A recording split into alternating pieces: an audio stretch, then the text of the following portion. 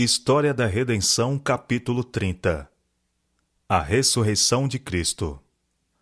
Os discípulos descansaram no sábado, entristecidos pela morte de seu Senhor, enquanto Jesus, o Rei da Glória, jazia no túmulo.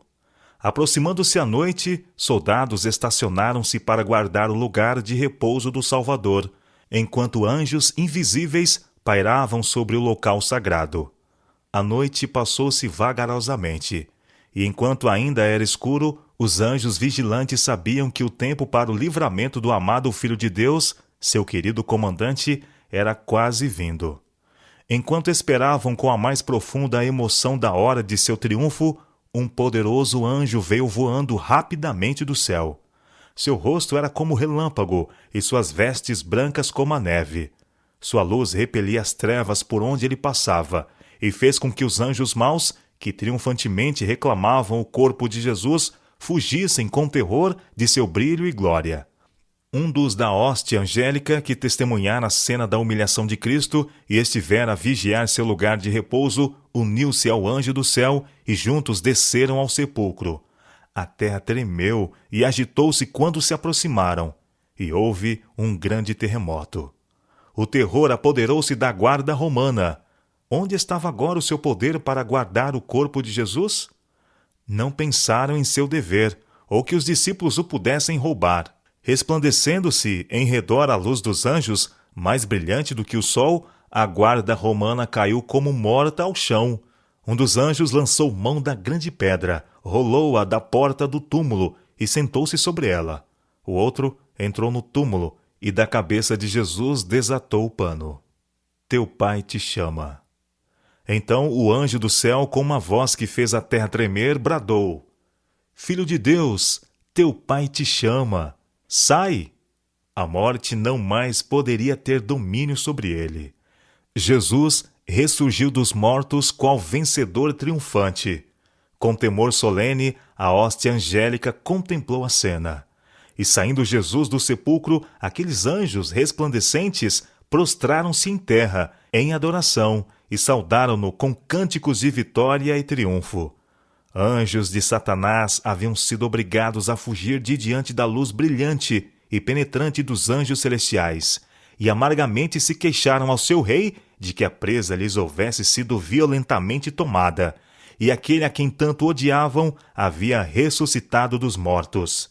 Satanás e suas hostes tinham exultado de que seu poder sobre o homem decaído houvesse feito com que o Senhor da vida fosse posto no túmulo.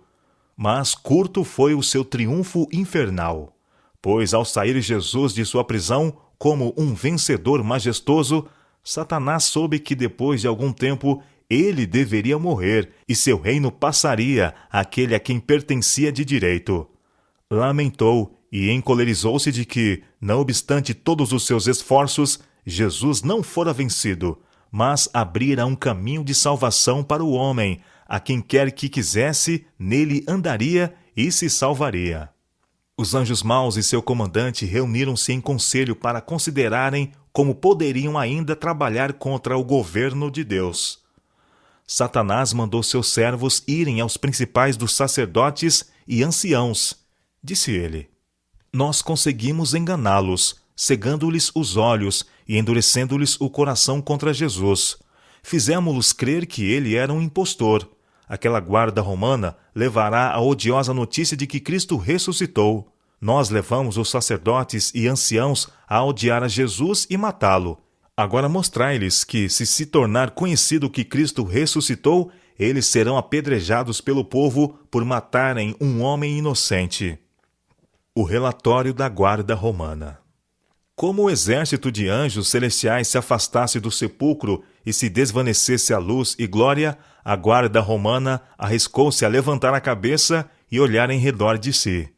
Encheram-se de espanto ao verem que a grande pedra tinha sido rolada da entrada do sepulcro e o corpo de Jesus desaparecera.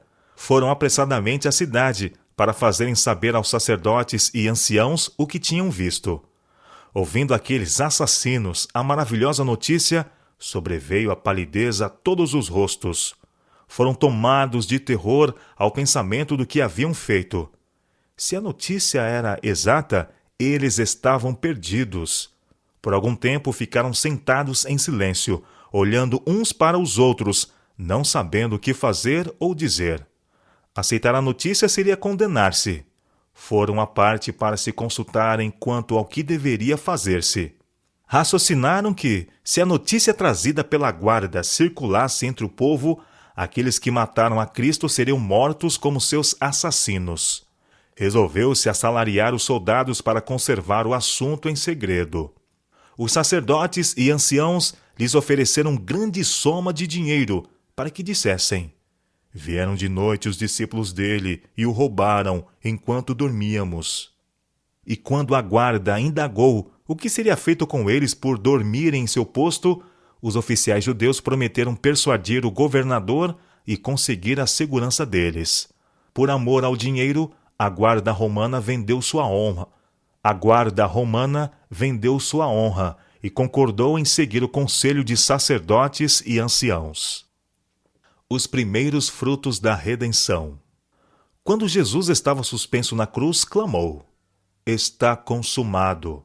As pedras se partiram, a terra tremeu e algumas das sepulturas se abriram. Quando ele ressurgiu, vitorioso sobre a morte e o túmulo, enquanto a terra vacilava e a glória do céu resplandecia em redor do local sagrado, muitos dos justos mortos, obedientes à sua chamada, saíram como testemunhas de que ele ressurgira. Aqueles favorecidos santos ressurgidos saíram glorificados. Eram escolhidos e santos de todos os tempos, desde a criação até os dias de Cristo. Assim, enquanto os chefes judeus procuravam esconder o fato da ressurreição de Cristo, Deus preferiu suscitar do túmulo um grupo, a fim de que testificasse que Jesus ressuscitara e declarasse sua glória. Aqueles ressuscitados diferiam na estatura e formas, sendo alguns mais nobres do que outros em seu aspecto.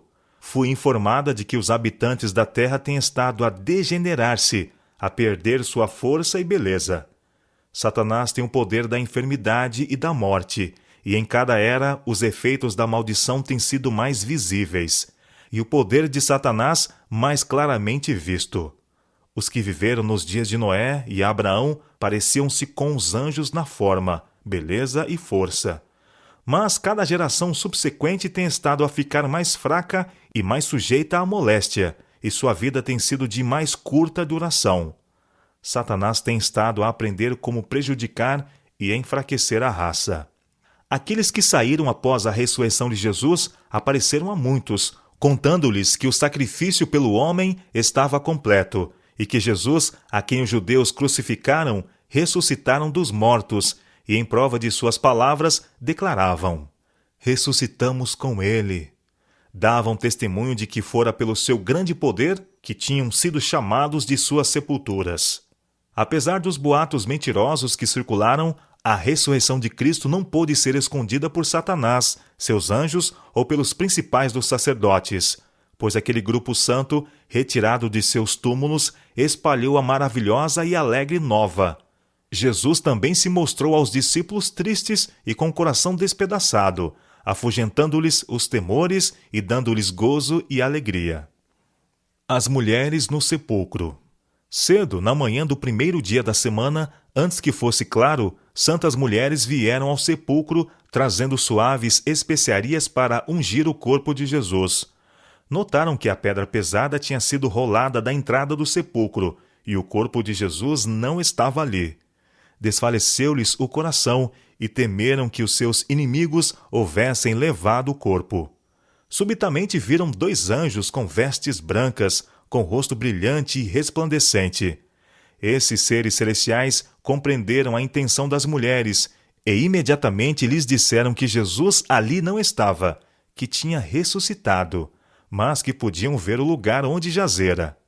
Mandaram-nas ir e contar a seus discípulos que ele iria diante deles para a Galiléia. Com temor e alegria, as mulheres dirigiram-se apressadamente aos discípulos entristecidos e contaram-lhe as coisas que tinham visto e ouvido.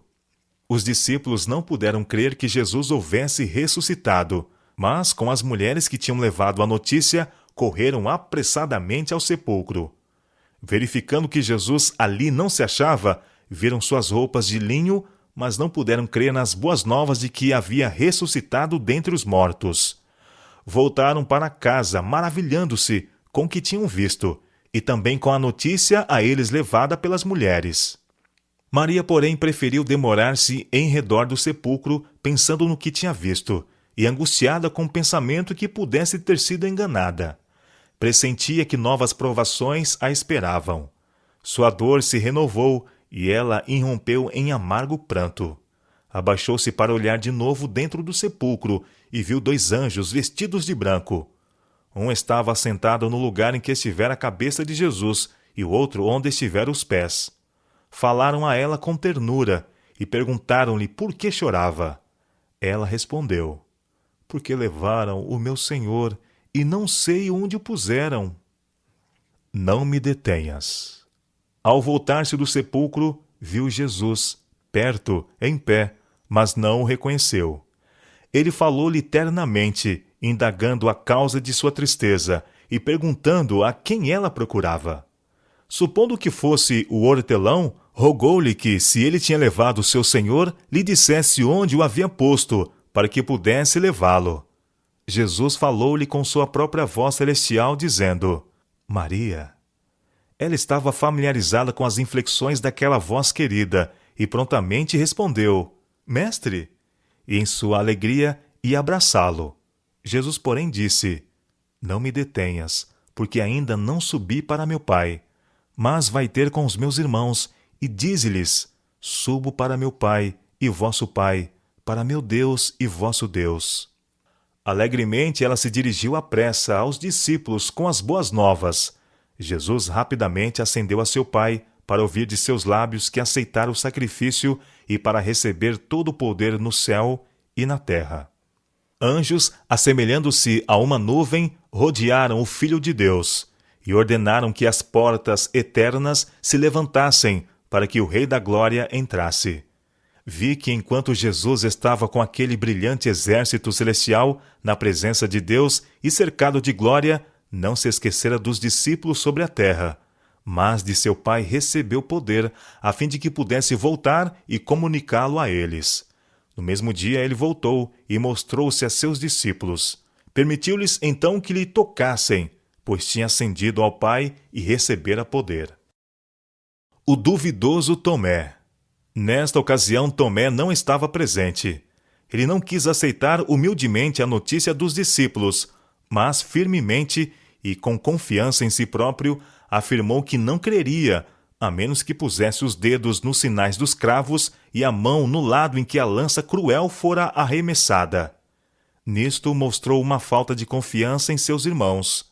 Se todos exigissem a mesma prova, ninguém hoje receberia Jesus, nem creria em sua ressurreição. Mas foi a vontade de Deus que a notícia dos discípulos fosse recebida por aqueles mesmos que não podiam ver e ouvir o Salvador ressuscitado. Deus não se agradou com a incredulidade de Tomé. Quando Jesus de novo se encontrou com os discípulos, Tomé estava com eles, e quando viu Jesus, creu. Mas ele tinha declarado que não ficaria satisfeito sem a prova do tato acrescentada à vista, e Jesus lhe deu a prova que desejara. Tomé exclamou: Senhor meu e Deus meu! Jesus, porém, reprovou-o pela sua incredulidade, dizendo: Porque me viste e creste? Bem-aventurados que não viram e creram. A frustração dos matadores de Cristo. Espalhando-se as novas de cidade para cidade e de vila em vila, os judeus, por sua vez, receavam pelas suas vidas e ocultaram o ódio que acalentavam pelos discípulos. Sua única esperança era propagar o boato falso, e aqueles que desejavam que esta mentira fosse verdadeira a aceitavam. Pilatos estremeceu ao ouvir que Cristo havia ressuscitado. Não podia duvidar do testemunho que era dado, e desde aquela hora a paz o deixou para sempre. Por amor às honras mundanas, pelo temor de perder a autoridade e a vida, entregara Jesus para ser morto. Estava agora completamente convencido de que não era meramente um homem inocente, aquele de cujo sangue ele era culpado, mas o Filho de Deus. Miserável até ao fim foi a vida de Pilatos. O desespero e a angústia esmagavam todo o sentimento de esperança e alegria. Recusou-se a ser consolado e teve uma morte muito desgraçada. 40 dias com os discípulos. Jesus permaneceu com seus discípulos 40 dias, ocasionando-lhes isto gozo e alegria de coração, ao desvendar-lhes ele mais amplamente as realidades do reino de Deus. Ele os comissionara a dar testemunho das coisas que tinham visto e ouvido, concernentes aos seus sofrimentos, morte e ressurreição, de que ele fizera um sacrifício pelo pecado, e que todos que o quisessem poderia vir a ele e encontrar vida. Com fiel ternura, disse-lhes que seriam perseguidos e angustiados, mas que encontrariam alívio recordando-se de sua experiência e lembrando-se das palavras que ele lhes falara. Contou-lhes que tinha vencido as tentações de Satanás e obtido a vitória através de provações e sofrimentos. Satanás não mais poderia ter poder sobre ele, e faria suas tentações recaírem mais diretamente sobre eles, e sobre todos os que crescem em seu nome. Mas poderiam vencer, assim como ele venceu. Jesus dotou seus discípulos de poder para operar milagres, e disse-lhes que, embora fossem perseguidos pelos homens ímpios, enviaria seus anjos, de tempos a tempos, para livrá-los. A vida deles não poderia ser tirada, antes que sua missão se cumprisse. Poderia então ser-lhes exigido selarem com sangue os testemunhos que deram. Seus ansiosos seguidores alegremente lhe escutaram os ensinos, gozando com avidez cada palavra que caía de seus lábios. Sabiam agora com certeza que ele era o Salvador do mundo. Suas palavras lhe calavam profundamente no coração, e entristeceram de que logo devesse separar-se de seu Mestre Celestial e não mais ouvir de seus lábios palavras confortadoras, graciosas. Mas de novo seu coração se aqueceu de amor e extraordinária alegria, dizendo-lhes Jesus que iria preparar-lhes moradas e viria outra vez e os receberia, para que pudessem sempre estar com ele. Prometeu também enviar o Consolador, o Espírito Santo, para guiá-los em toda a verdade.